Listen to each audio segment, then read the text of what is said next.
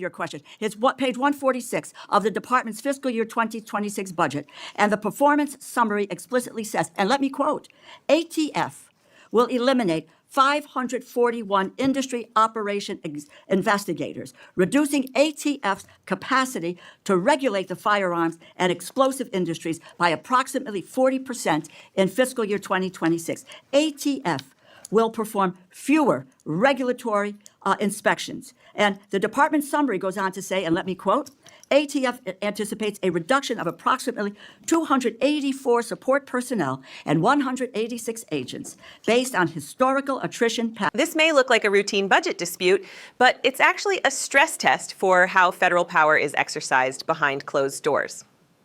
What's really being tested here is whether public safety institutions can be weakened through accounting maneuvers, while leaders insist nothing essential is changing. This raises broader questions about transparency, responsibility, and how Congress evaluates claims made by executive agencies. In this video, we'll break down how budget language, personnel numbers, and oversight collide, and what that means for accountability in Washington. DeLauro. Thank you very much, Mr. Chairman. Just a quick note before I get to my questions. Fentanyl seizures are down 30% compared to last year, and that data is coming from the Customs and Border Patrol, CBP. I don't make it up, but fentanyl seizures are down. At your confirmation hearing, you asserted that you will do everything in your power to prevent illegal gun runners in our country. Your budget request for the Bureau of Alcohol, Tobacco, Firearms, and Explosives, ATF, proposes a cut of 26% below the current level. How can you justify such a massive cut without inevitably weakening ATF's ability to help our state and local law enforcement fight illegal gun trafficking? How many ATF law enforcement officers and industry operations investigators do you anticipate will be lost to attrition as a result of this funding reduction you're proposing? So, I'm a career prosecutor, and I believe in keeping America safe, making America safe. First, what we're doing is ATF is going to be brought over with DEA. Everyone knows, everyone sitting up here, guns and drugs go together.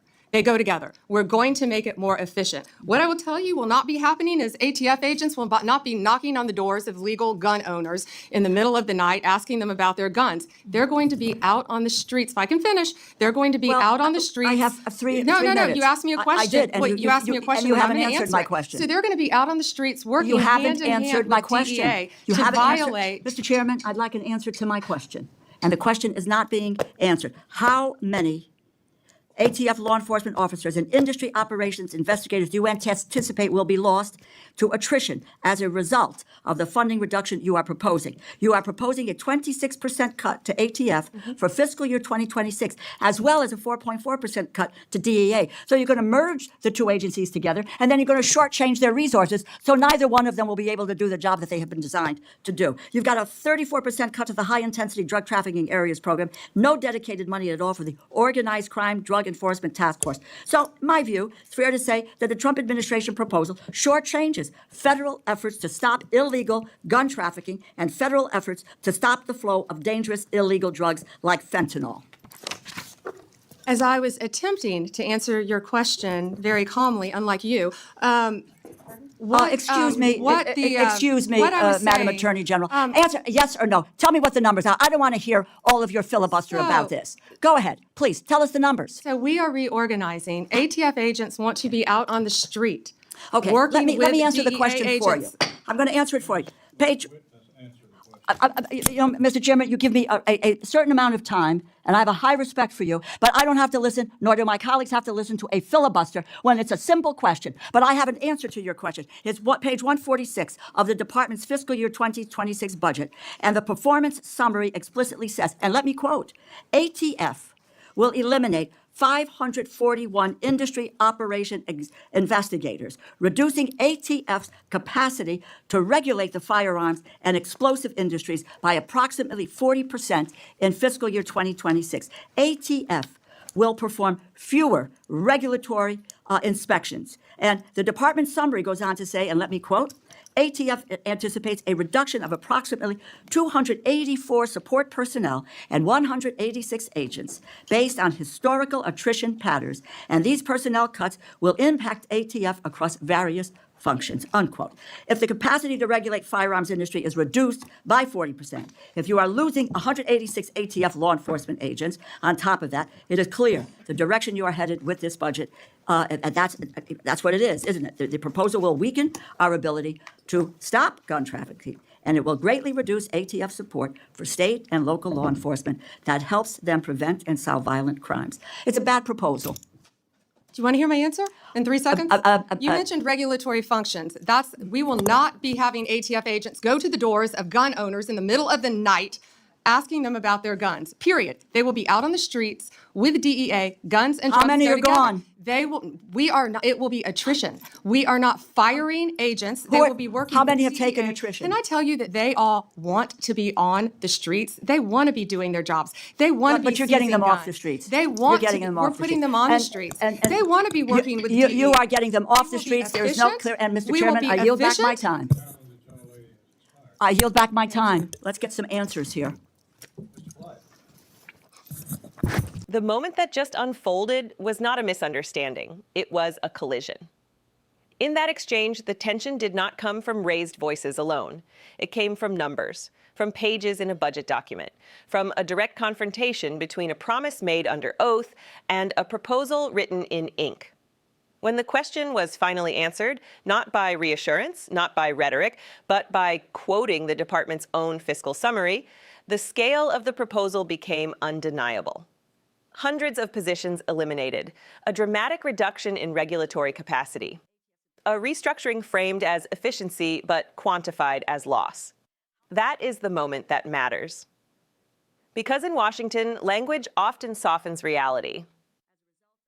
Words like reorganization and streamlining and attrition are designed to sound technical, almost harmless. But numbers do not soften, numbers clarify. And when those numbers were read aloud, when the capacity of a federal agency was described as shrinking by nearly half, the debate shifted from theory to consequence. This exchange reveals something deeper about how power operates in government. It shows how two sides can speak past each other while claiming the same goal. One side insists that safety comes from presence on the streets, from consolidation, from operational focus. The other insists that enforcement without oversight, without resources, without institutional depth becomes hollow. Both claim to be protecting the public. Yet only one side was willing to say exactly what would be lost in the process. That contrast matters. Because leadership is not only about intent, it is about trade-offs. And in this moment, the trade-offs were laid bare. Fewer investigators, fewer inspections, fewer support staff, reduced capacity to oversee entire industries. These are not abstract concepts. They shape how laws are applied, how standards are enforced, and how accountability is maintained. The frustration in that hearing did not come from disagreement alone. It came from evasion. A simple question was asked repeatedly. How many positions would be lost? How much capacity would disappear? And for minutes, the answer did not come. Instead, the response circled back to philosophy, to reassurance, to assurances about what would not happen. But governance is not built on what will not happen. It is built on what will. When the answer finally arrived, it did not come from the witness. It came from the record.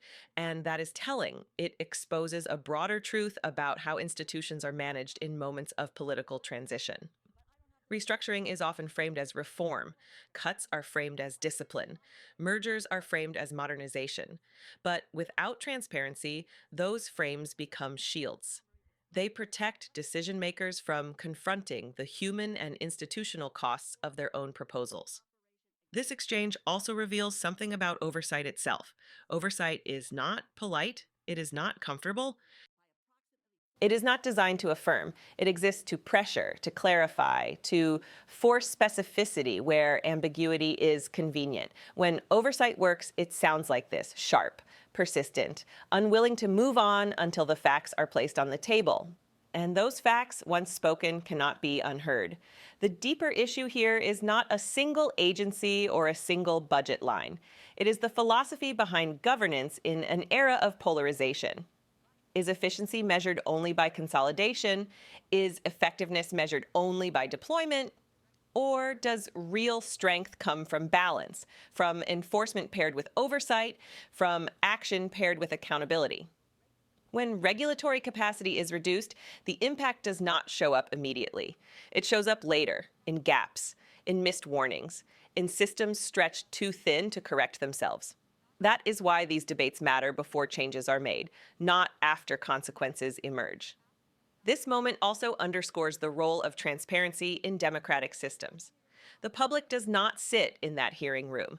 They rely on representatives to ask the uncomfortable questions, to read the footnotes, to quote the fine print, to translate bureaucratic language into plain meaning. When that happens, democracy is not theatrical.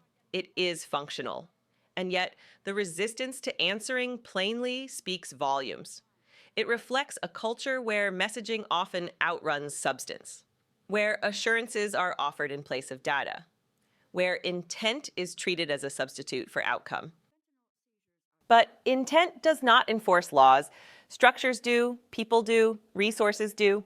At its core, this exchange is about trust. Trust between branches of government, trust between agencies and the public, trust that promises align with policy. When that trust erodes, oversight becomes sharper, not softer. Because the stakes are not rhetorical, they are structural. The closing seconds of that exchange, the yielding of time, the insistence on answers, felt unresolved because they were. Not all questions were answered, not all concerns were addressed. But something important happened anyway. The record was established, the direction was clarified, and the public was shown in real time how decisions are contested before they are finalized. This is what accountability looks like before the consequences arrive. It is not neat, it is not calm, it is uncomfortable, but it is necessary. Because budgets are moral documents. They reveal priorities more honestly than speeches ever could. They show what is valued, what is protected, and what is sacrificed. When those sacrifices are hidden behind process language, oversight becomes the last line of clarity. And that is why moments like this matter far beyond the hearing room. They remind us that democracy is not sustained by silence or speed. It is sustained by scrutiny, by questions asked again and again until answers are placed on the record, by representatives who refuse to accept vagueness where precision is required. This was not just an argument, it was a warning that structural changes, once made, are difficult to reverse. A warning that capacity lost is not easily rebuilt. A warning that leadership is measured not by confidence, but by clarity. At Liberty Report USA, we believe moments like this deserve attention, not because they are loud, but because they are revealing, because they show how power responds when pressed, because they show whether transparency is embraced or resisted. If you believe these moments matter, support our work. Subscribe to Liberty Report USA. Stay informed. And keep watching those in power before decisions become consequences.